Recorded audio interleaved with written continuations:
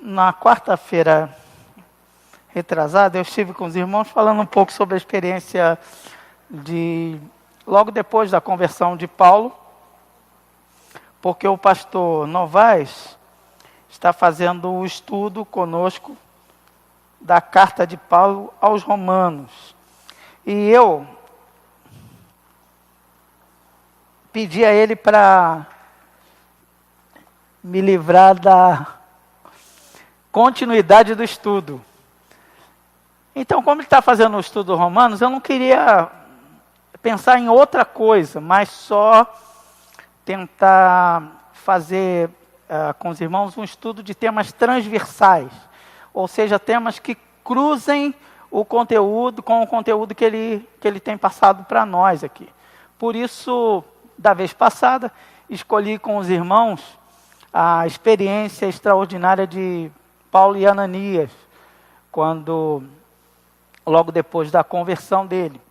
Hoje eu queria pensar com os irmãos no texto de Paulo, ainda no capítulo 1. Eu sei que o pastor terminou na última quarta-feira o prólogo, e na verdade eu não vou falar do prólogo especificamente, mas vou esbarrar nele em alguns momentos, porque eu quero pensar com os irmãos não apenas no motivo do Paulo ter escrito esse texto, mas eu queria pensar junto com você, afinal de contas, qual é o grande tema, qual é a grande bandeira do apóstolo Paulo e seu ministério?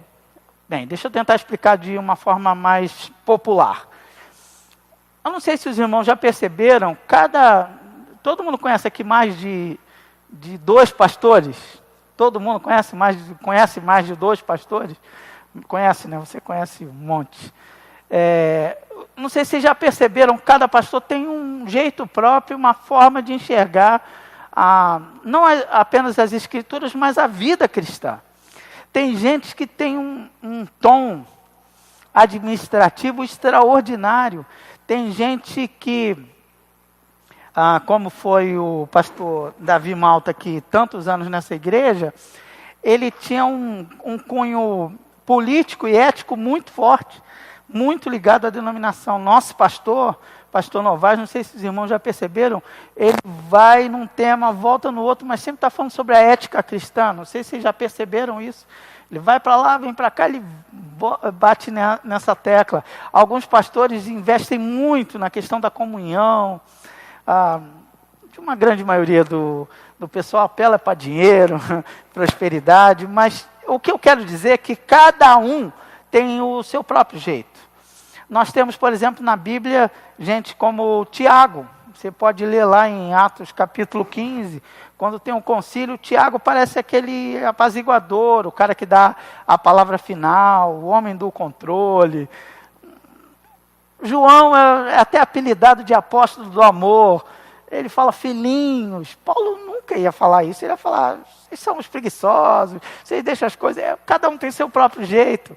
Então eu estava querendo pensar com os irmãos isso. Qual é o jeitão do Paulo? Qual é a grande bandeira que ele levanta? Vocês sabem, não é? Por que se diz que Romanos é a carta máxima de Paulo? Qual é o conteúdo de Romanos? Na verdade, o conteúdo de Romanos, como o pastor falou, quarta-feira passada eu ouvi, todo o conteúdo de Romanos vai passear pela vida de Paulo inteirinha. Qual é o conteúdo de Romanos e o que é que ele vai começar a tratar, que o pastor vai estudar conosco, apresentar para a gente a partir do próximo quarta-feira? Ele falou quarta-feira passada. Dá uma olhadinha no capítulo 1. Dá uma olhadinha no capítulo 1 e o que é que ele vai falar. Gente, a grande bandeira de Paulo é o Evangelho. É o Evangelho. Tanto que ele vai falar lá, o pastor falou quarta-feira passada, sobre o Evangelho. O Evangelho é o poder de Deus para a salvação de todo aquele que crê. Mas o grande tema de Paulo é o Evangelho, que na verdade é boa nova, boa notícia, é a boa notícia. Mas a boa notícia que Paulo vai espalhar por todo mundo e vai sair evangelizando, O Paulo é o evangelista, é o cara que leva a boa notícia para quem? É para judeu? Não, para os gentios, exatamente. Gentios. E qual é o grande tema da carta aos Romanos? O grande tema da carta aos Romanos é a justificação pela fé. Estão lembrados? Domingo, quarta-feira passada, o pastor vai falar isso. Vai até citar Abacuque. O justo viverá pela fé. Dá uma olhadinha no capítulo 1, se ele tentem recordar o que ele falou na quarta-feira passada, ele vai falar muito sobre isso. Então ele vai falar isso aqui, e esse é o grande tema da reforma protestante. Esse é o grande tema é o grande impulsionador dos avivamentos na história.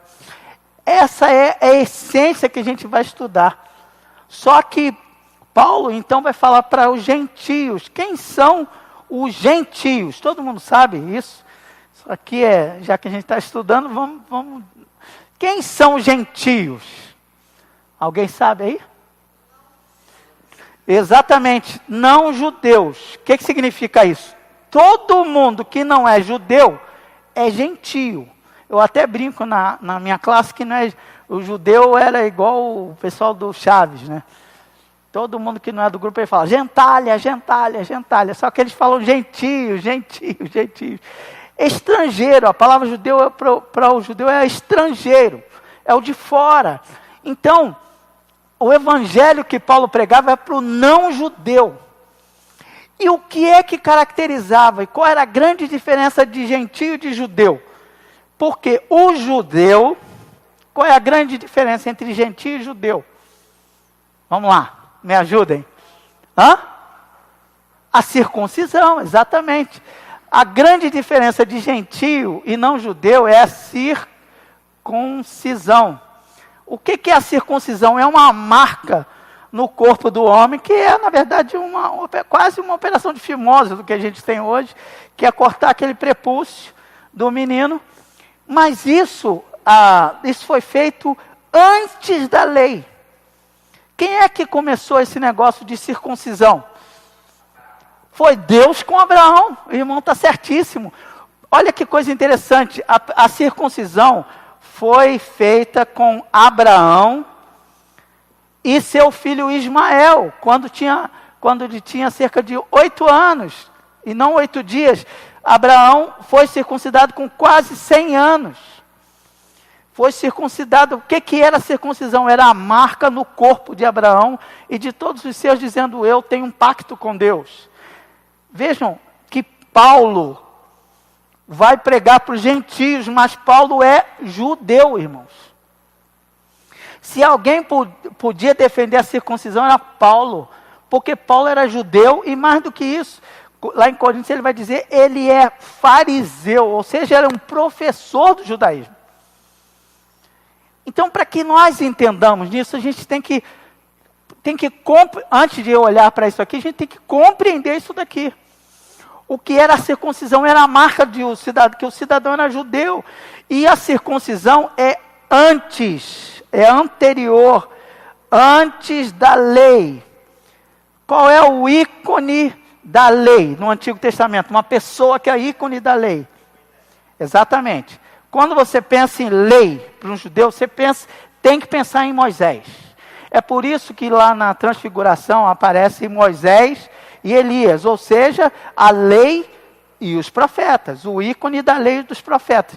É por isso que lá em Lucas, no capítulo 24, aqueles dois no caminho de Emaús, o evangelista vai dizer que Jesus estava com eles. Vocês conhecem o texto, né? Jesus estava caminhando com eles, eles estavam saindo de Jerusalém, voltando para Emaús. Estava uma pessoa caminhando com eles, que eles não sabiam quem era, mas no fundo, depois no final da história, você vê que é Jesus. O texto diz que começando de Moisés e todos os profetas, ia ensinando para aqueles homens que estavam voltando para Emaús, o que é que estava escrito dele nas Escrituras. Então, é só para você entender que Moisés é um ícone da lei. Ok, se Moisés é o ícone da lei, se tem algum ícone para Abraão, qual é o ícone que aparece em Abraão? Que o Novo Testamento fala, o Antigo Testamento fala, Abraão é nosso pai na fé. Olha que interessante, aí já começa a aparecer relação entre uma coisa e outra. Abraão é antes de Moisés. Abraão é conhecido como pai da fé. Quando Paulo defende a justificação pela fé, é porque isso aqui é diferente de obras. Ok? Você não consegue justificação cumprindo a lei ou fazendo alguma coisa. Isso está claro para todo mundo aqui? Claro para você? Para mim é muito claro o que Paulo está querendo dizer. Por quê? Deixa eu tentar explicar graficamente para você. Como é que todos os outros, antes de Paulo, pensavam. Eu vou colocar isso daqui, que é o símbolo de Davi, a estrela de Davi. Isso aqui é o desenho da estrela de Davi. O que é que os novos cristãos estavam pensando? Que a pessoa, aqui é o gentio. O gentio está aqui. Gentalha, gentio. O gentio está do lado de cá, está longe do judeu. Aqui é o judeu, que ele acha que é superior aos outros. O que é que o cristão prega? Prega a Cristo. Cristo que morreu e ressuscitou dos mortos. Está lá a pedra do sepulcro. A pedra, deixa eu esconder aqui. A pedra do sepulcro, a pedra estava aberta. Cristo venceu a morte. O que é que eles pregavam? Que o gentio tinha que passar pelo judaísmo para então receber a Cristo.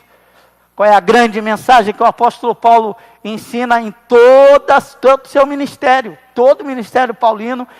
Depois você pode checar isso no livro de Atos, quando tem o concílio de Jerusalém. Na verdade, você pode achar em Atos capítulo 13, quando Paulo vai dizer que o evangelho chegou também para os gentios, quando tem todo o trabalho da igreja de Antioquia, que era uma igreja gentílica, que vai espalhar o evangelho para todos os cantos. Paulo começa de uma sinagoga, depois ele para de pregar na sinagoga. Quando ele prega no Areópago, por exemplo, não tem relação com judeu, é com gentio. Então, o que Paulo vai falar? Que não é a lei imposta por Moisés, não é seguindo a messianidade ou a figura de Davi, que também é muito importante para judeu, que você vai conseguir a salvação. Não é pelo que você faz, não é pela circuncisão ou não circuncisão, mas nós somos justificados semelhantes a Abraão pela fé. Não é pelo que nós fazemos ou deixamos de fazer. Tem alguma dúvida até aqui? Isso é claro para você? Então você não precisa fazer nada para receber, seguindo todo o ensinamento que ele vai, a partir, depois do prólogo, explicar para a gente, todo o ensinamento que ele vai dividir conosco, é exatamente isso. Ele vai lutar para tirar o cristianismo dessa relação com o judaísmo. Quando a gente fala João 3,16, o que nós estamos falando? Exatamente isso. Que nós somos justificados pela fé em Cristo, sem depender da lei. Estão lembrados? O que diz lá? Porque Deus amou o mundo de tal maneira que deu seu Filho para que todo aquele que nele crê. É para todo mundo isso. Não pereça, mas tenha a vida eterna. Então, você pode falar, não, isso não tem nada a ver com João 3,16, mas tem a ver com todo o pensamento apostólico, porque o próprio João falou, ele veio para o que era seu, seja judeus, mas os seus não receberam mais, e os seus não receberam mais, a todos que o receberam, deu-lhes o poder de serem feitos filhos de Deus, aos que creem no seu nome. Então, a justificação que temos é pela fé. É por isso que nós não temos sacramentos. O que é um sacramento? Alguém sabe aqui? Aí a gente não tem, isso é sacrifício. Isso era o que eles faziam mesmo. O sacramento tem a ver com o que acontece hoje, por exemplo, na igreja católica. Vocês sabem que existe o sacramento lá do batismo, existe o sacramento do casamento, são 7 os sacramentos. O que é isso? É receber graça. A graça é recebida de forma paulatina, ao longo da vida da pessoa. Tem 7, o último dos sacramentos é a extrema-unção. Não sei se vocês sabem disso. Então, mas nós não cremos em sacramentos, nós cremos em ordenanças de Deus. Porque nós entendemos que o batismo não salva, não dá graça para ninguém. Quem dá graça é Jesus. Por isso que nós falamos palavras bíblicas que diz que pela graça nós somos salvos. Isso não vem de nós. É dom, é presente de Deus.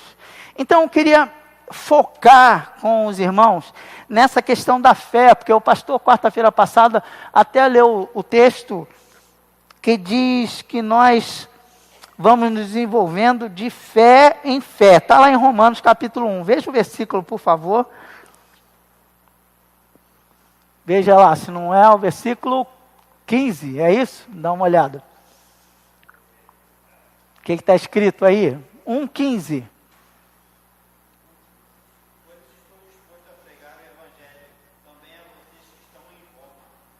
Pode continuar lendo. Isso, pois é o poder de Deus. E também do grego. Isso.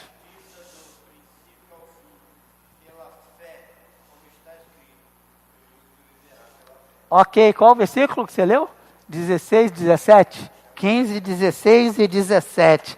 Então, se é pela fé, não é então pelas obras, não é pelas obras, é pela fé, como é que a gente vai alcançar isso?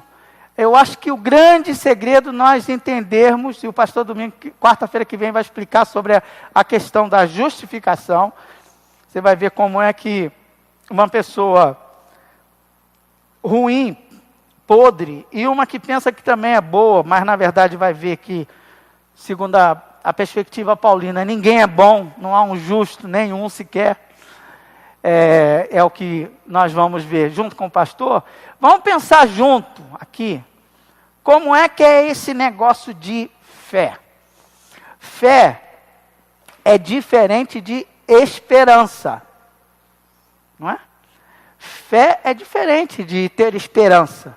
Por que eu posso falar que fé é diferente de esperança biblicamente? Porque Paulo aos Coríntios vai dizer, no Coríntios capítulo 13, ele vai falar, agora permanecem a fé, a esperança e o amor. São 3 coisas diferentes. Depois, em Romanos, ele vai dizer, não Romanos, agora esqueci o texto, mas vai dizer o livro, mas ele vai dizer assim, aqueles que esperam têm perspectiva de alguma coisa que está por vir. Hebreus também vai falar sobre essa questão da esperança. Então, fé é diferente de ter esperança. E fé é alguma coisa que você desenvolve. Nós já acompanhamos estudos do pastor também, mostrando que a fé ela vai crescendo. Por isso o texto diz, o justo viverá pela fé, e a gente precisa crescer. Já ouviram falar? De fé em fé.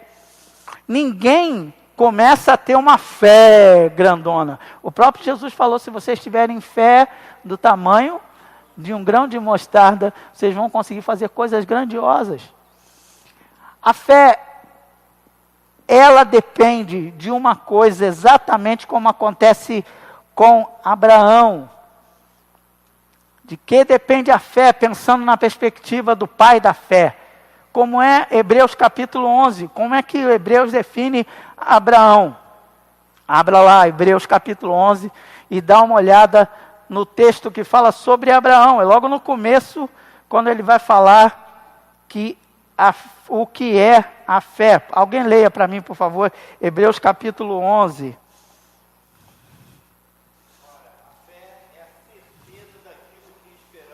Uhum. E a prova das coisas que não vemos.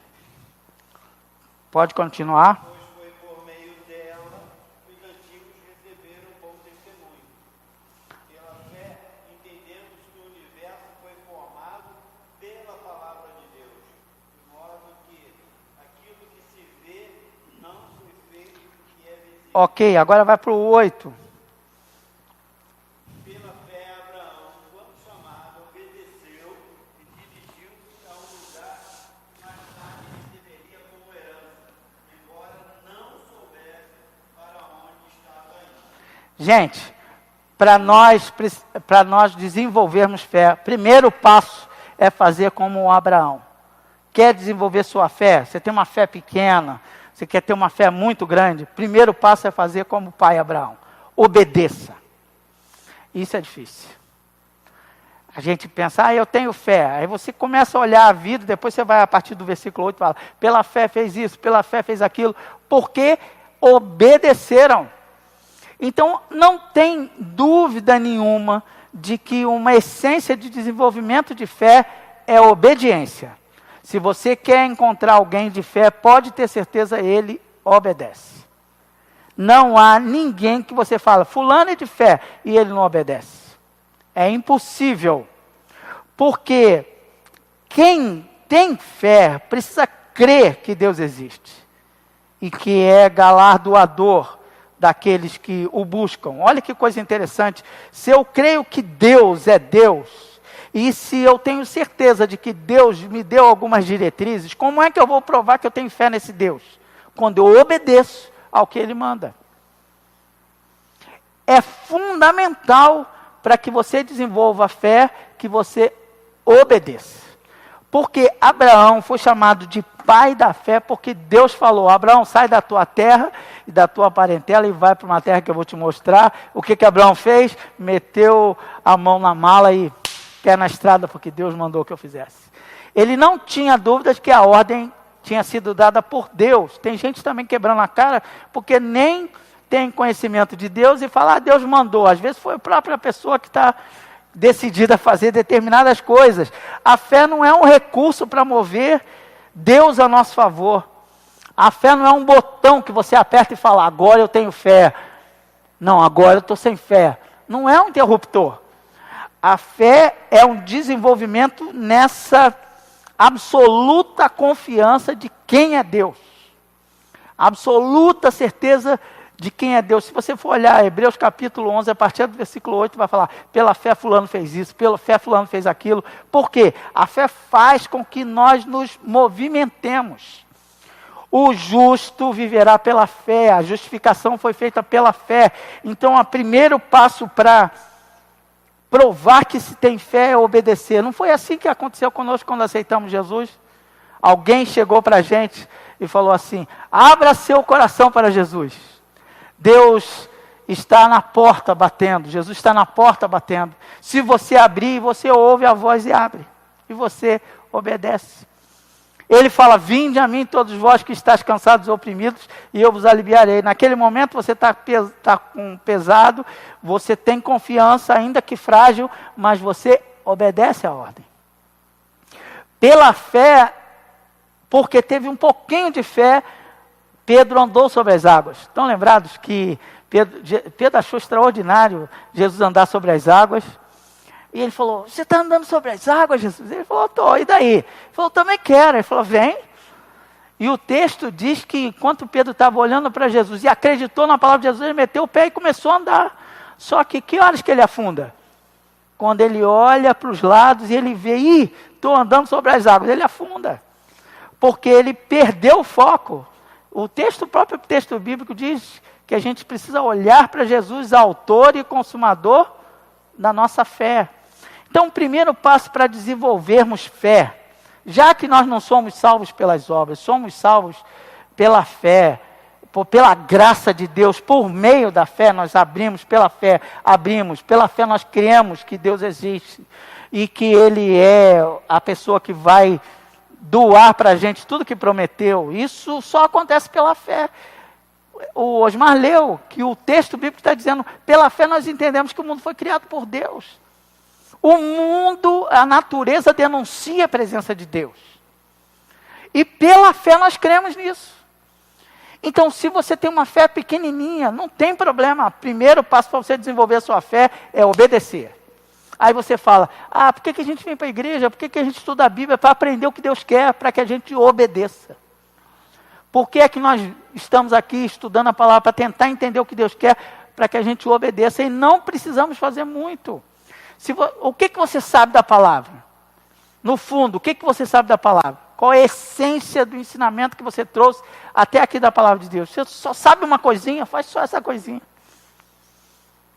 Eu não tenho dúvida, se você fizer só essa coisinha, você sabe, por exemplo, que Jesus falou para amar a Deus sobre todas as coisas e ao próximo como a você mesmo?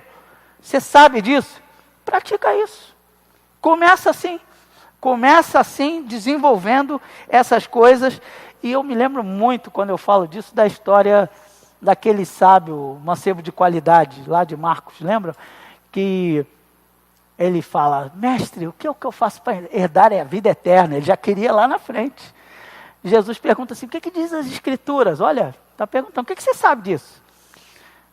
Aí ele fala, mas isso eu tenho aprendido desde a mocidade. Beleza, aprendeu? Agora vai e faça. Aí, ele sai triste. Porque o problema não é saber o que Deus quer, é fazer. Porque aquele que faz é que mostra que tem fé. A segunda coisa que eu aprendo com relação à fé, da justificação pela fé, da salvação, da graça que nós recebemos da fé, é experiência. Ninguém tem fé, desenvolve fé, só, como eu estou dizendo, só na intelectualidade, é na convivência. Vamos pensar em Abraão. Foi logo de cara que Deus pediu a Abraão para ele dar o seu filho? Não foi. Se você for olhar, Deus chama Abraão, Gênesis capítulo 12. Eu acho que é Gênesis capítulo 22 que tem a narrativa de Deus pedindo Isaac como sacrifício. Se você for ler a história de 12 até 22, você vai perceber que há um desenvolvimento da fé de Abraão.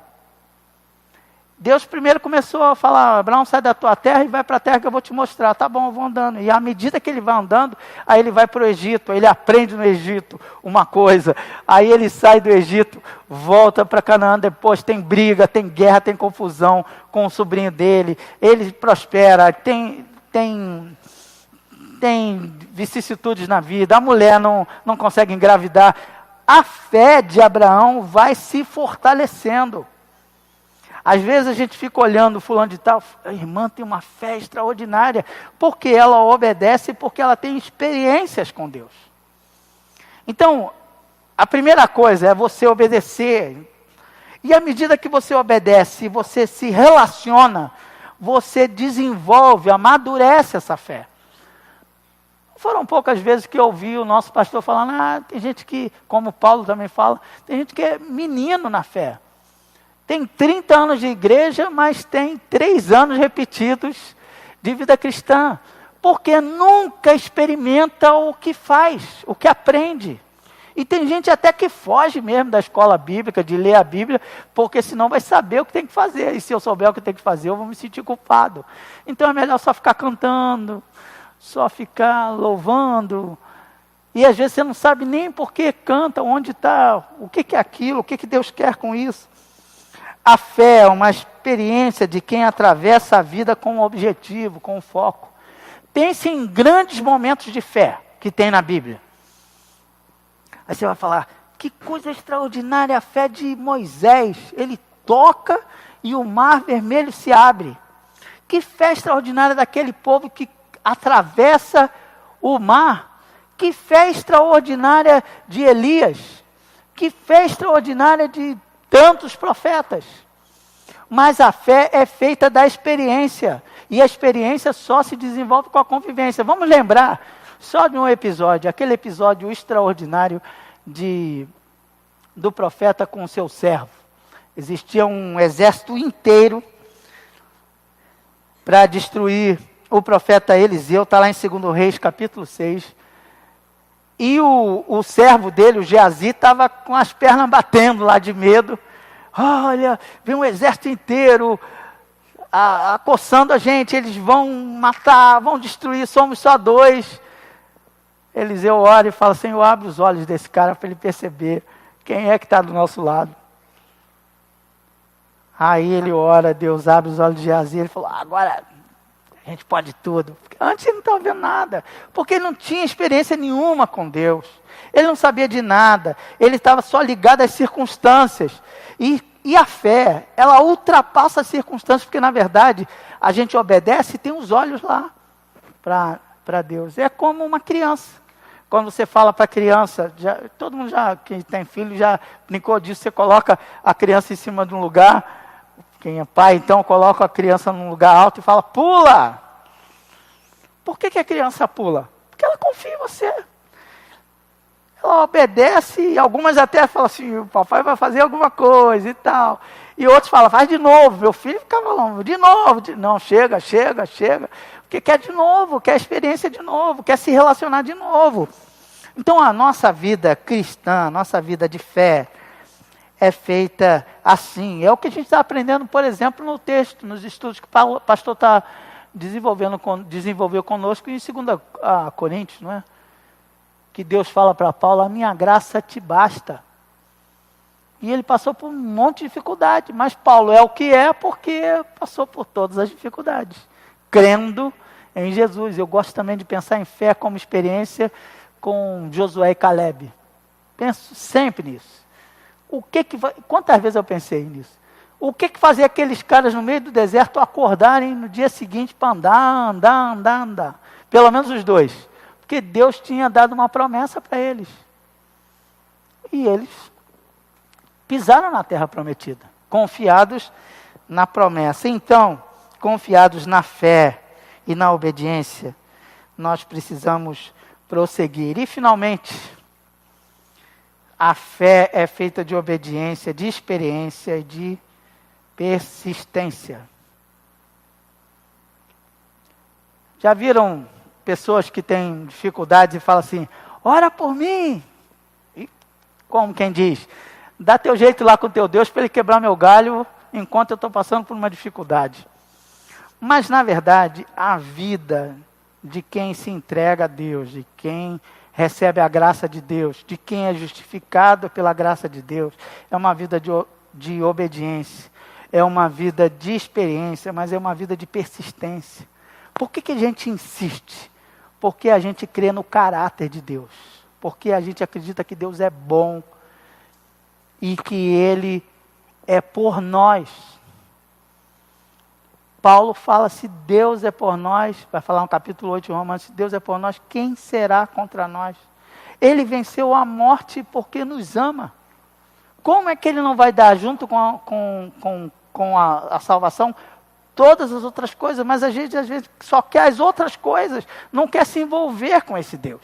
Esse Deus que venceu a morte é o mesmo Deus a quem nós servimos. Às vezes temos que passar por alguns problemas.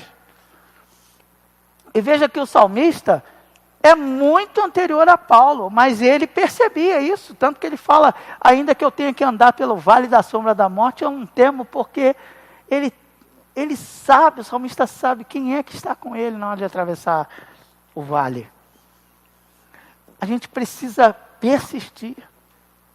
E eu vou dizer uma coisa para os irmãos que tem me assustado muito. Eu tenho, e isso eu devo desenvolver um pouco no domingo, eu tenho ficado frágil, porque eu estou perdendo minhas referências. Os meus líderes estão falecendo. As pessoas que eu olhava estão indo embora, por causa de idade e tudo mais. E isso me assusta. Mas o que é que nós estamos, na verdade, implementando para a nova geração? Como é que é o Deus? É um Deus que eu oro para ajudar eu não ficar no vermelho? é um Deus que vai cuidar de mim se eu passar no meio do tiroteio? É isso? É nisso que a gente crê?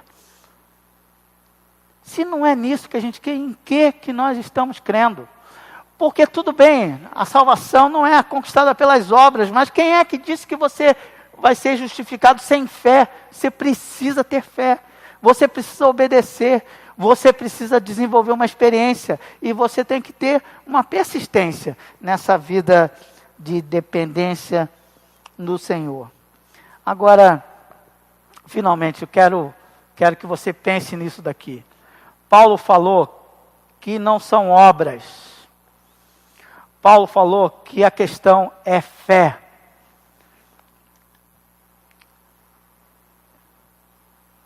E muitos líderes se agarraram no texto de Romanos. Mas Tiago vai dizer que a fé empurra a gente para fazer as coisas. Tiago complementa o que Paulo diz. Paulo está falando sobre salvação. Ninguém é salvo por obras, mas quem é salvo pela graça, denuncia a fé que tem pelas obras que pratica. Não sei se isso é claro para você. O que Paulo está falando é que nós somos salvos pela graça de Deus por meio da fé. Mas quando nós recebemos essa graça, então nós executamos as obras que a fé nos impulsiona a fazer. Obras de obediência, as obras que nos levam à experiência e as obras que nos empurram para a persistência, que na verdade são produtos dessa fé que nós já experimentamos. A obra não salva ninguém, o que salva é fé.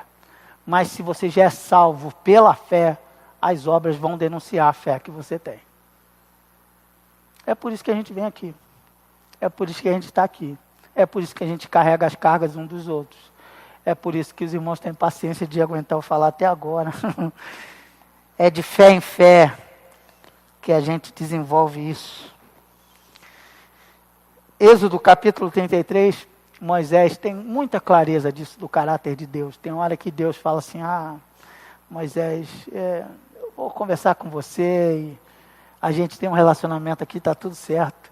Se você olhar o texto de Êxodo 33, Moisés bate o pé, cruza os braços, senta e fala, se o Senhor não for conosco, eu estou fora.